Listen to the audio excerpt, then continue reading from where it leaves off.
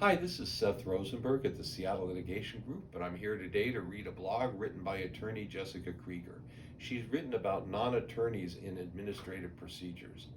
To this day, the Washington State Office of Attorney General still posts an opinion issued in January of 1961, concluding that anyone appearing in a representative capacity before a state administrative agency constitutes the unauthorized practice of law. Washington subsequently enacted the Administrative Procedures Act in 1988 to be consistent with other jurisdictions and to provide greater public access to administrative procedures. The APA expressly permits that any party may participate in an adjudicative proceeding by a duly authorized representative. Further, it allows a party to be advised and represented by counsel or, if permitted by provision of law, other representative.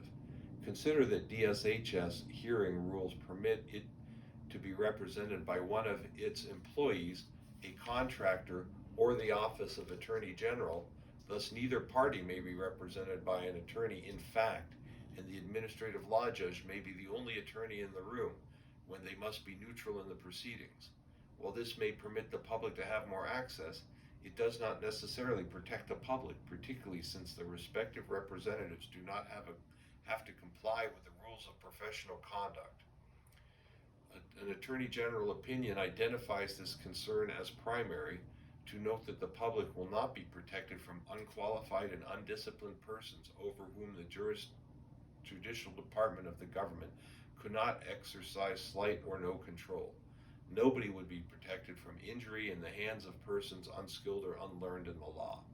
The APA permitting non-attorney representatives on either side is in direct tension with the Attorney General's other opinions, the latter two mentioned next.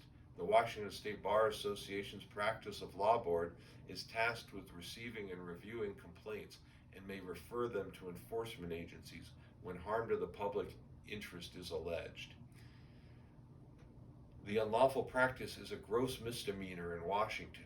The board's form specifically asks if the individual complained of appeared in court or in a formal administrative proceeding, with a box to check for either.